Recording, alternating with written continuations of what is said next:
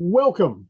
Welcome to FVTV, and it's one of our terrific chats with the Grand Master of Freemasons Victoria, Most Worshipful Brother Richard Elkington. Hello, Richard.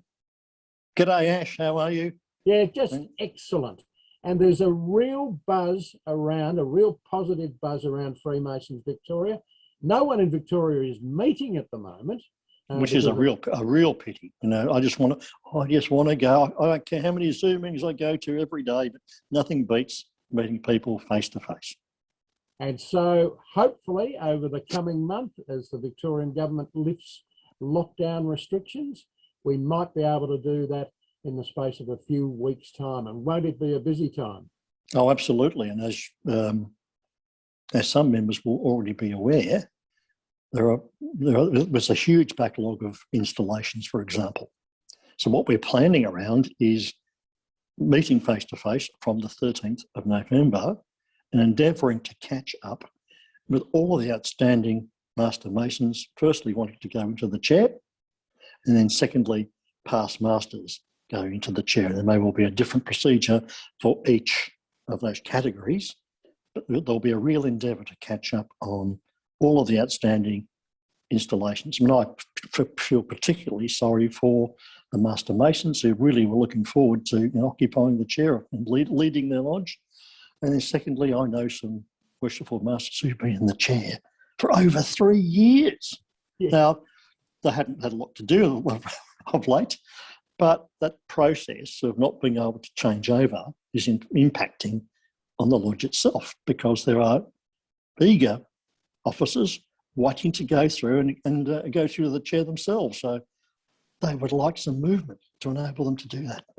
So we have something like 370 young and older men awaiting their first degree. And you came up with some others with an idea of perhaps a super weekend. That's exactly right. Surprising as it may seem to many people in the community, there are literally hundreds of men seeking to join our fraternity. And as we know from talking to many of them, what they're seeking for is a sense of values, a sense of belonging, a sense of someone caring for them. And so they're looking to Freemasonry to fulfil that sort of need, as well as being developed as individuals. Richard, so we're getting inquiries at something like 50 a month. It's incredible. It's incredible, actually.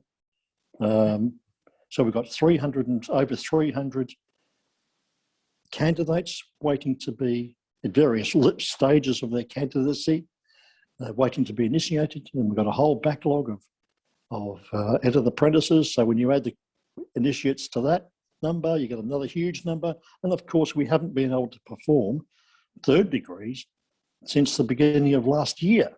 So there's a huge backlog, not only of worshipful Masters, but also entered apprentices, fellow crafts, and Master Masons. So we may well be busy in the quarry. Oh, we're going to be extremely busy in the quarry. Yep, we'll be knocking ourselves up with those working tools.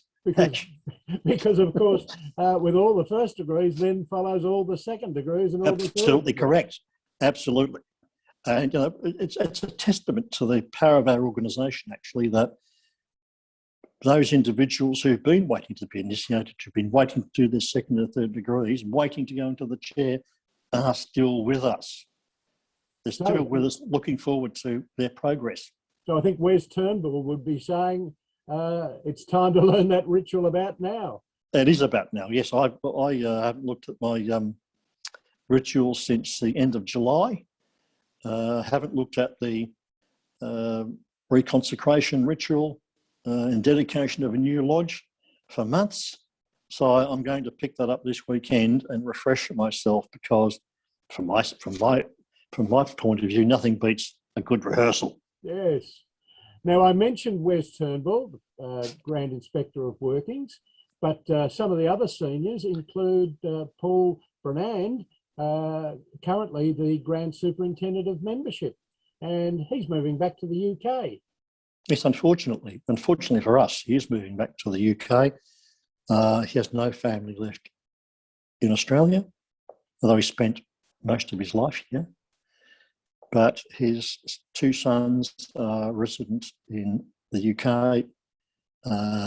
He's unfortunately returning to, well, unfortunately from our point of view, because he's absolutely done a fantastic job as Grand Superintendent of Membership.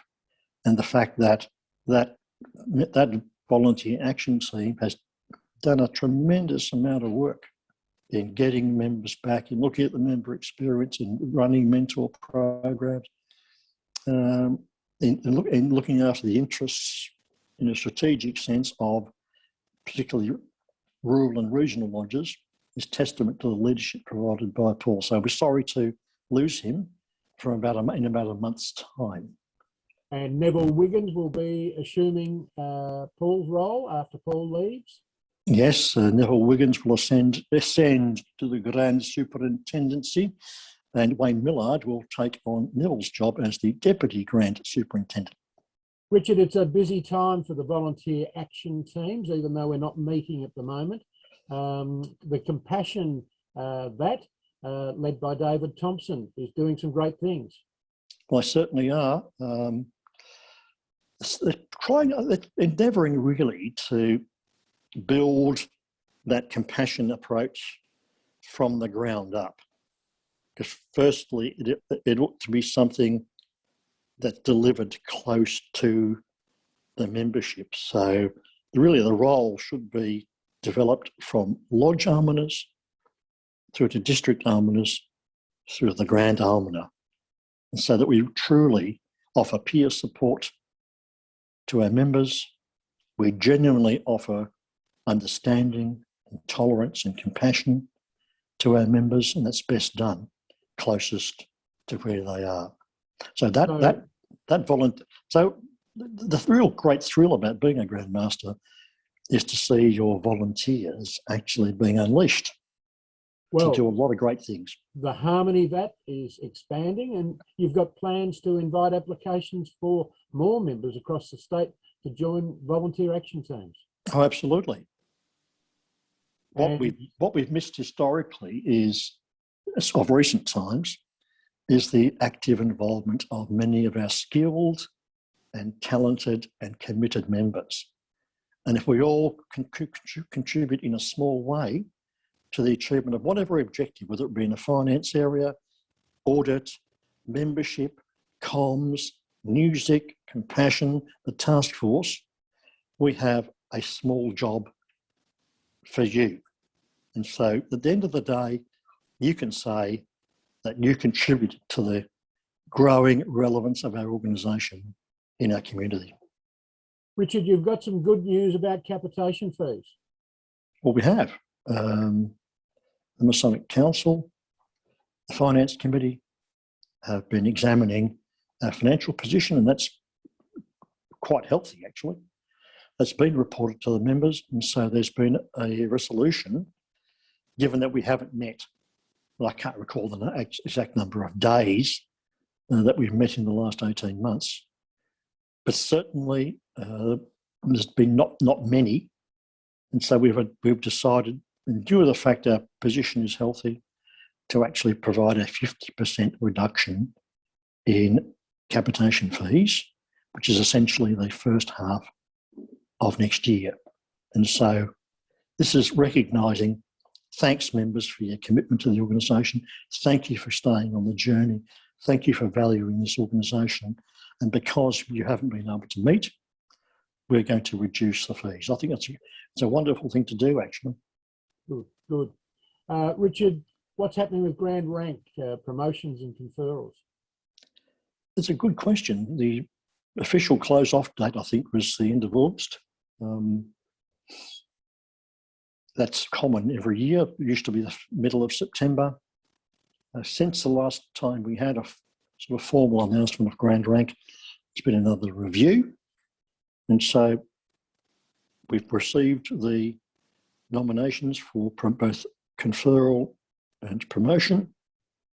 I will be looking at those in the very near future, and the intent is that those who are promoted and have a conferral will receive letters to that effect in their own lodge. Oh, that's good.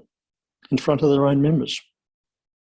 So we can acknowledge their promotion on merit in front of the members of their own lodge, rather than simply a very cold, if you like, announcement every March. So we'll be fanning out in the last couple of months of this year to actually announce those. At the same time, I'm doing a review of the Order of Merit system, and we're also coming up with some suggestions as to how lodges might recognise the excellent service of their own members and reward that in some way, whether it's physical in terms of product, or whether it's simply recognition with a certificate. And I know from my own experience, getting a certificate from your own lodge rewarding your excellence of service is sometimes actually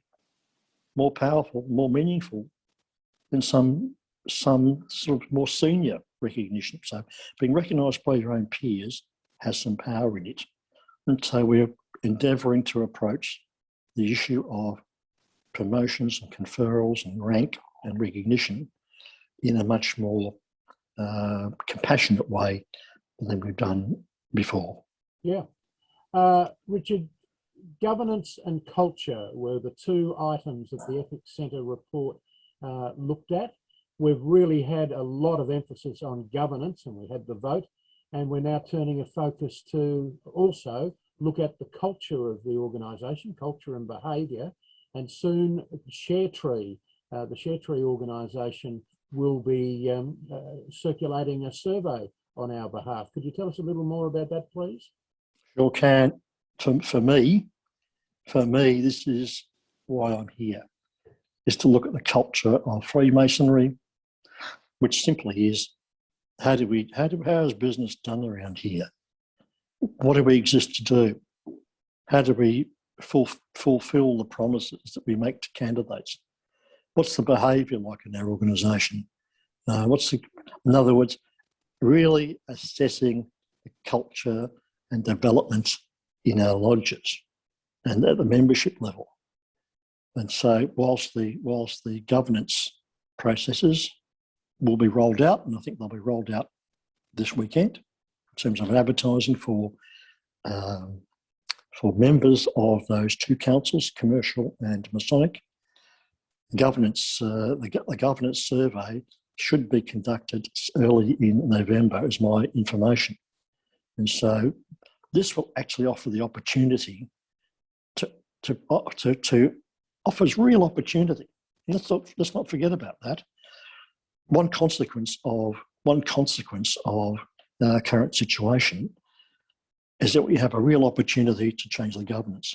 We have a real opportunity to rewrite our constitution. We have a real opportunity to do something about the fundamental way we operate as an organisation. And so a culture survey will enable us to do that. It'll enable us to set up some teams across the organisation to get things like behaviour, social media, a whole range of particular action teams to really fundamentally review the culture of the organisation, enhance the things which we are doing that are good, and there's lots of good things, but improve those things which we're not so good at. And so it's a real opportunity. Summing up, Richard, we're looking to reboot Freemasonry in Victoria. Absolutely. Let's take the opportunity to do that. So if there's some things about the way your lodge operates, about how you're being developed as an individual, how decisions are made, every member will have the opportunity to participate and to answer the survey, and then participate in actually bringing about solutions. I'm looking forward to this. This is exciting stuff. It's a great opportunity for every Freemason to be seen and heard. Richard, thank you for your time today. And I guess as we move towards Christmas and we reopen, we might be having a few more of these chats. I hope so. That's right. We've lots of things coming up. There's St. John's Day on the 27th of December. There's Christmas and New Year. There's Australia Day. It's all sorts of reasons apart from the fact, getting together, all sorts of remembrance ceremonies and prominent dates to remember coming up soon. We've been speaking with Richard Elkington, the Grand Master of Freemasons Victoria. You've been watching FVTV. Bye for now. Bye-bye.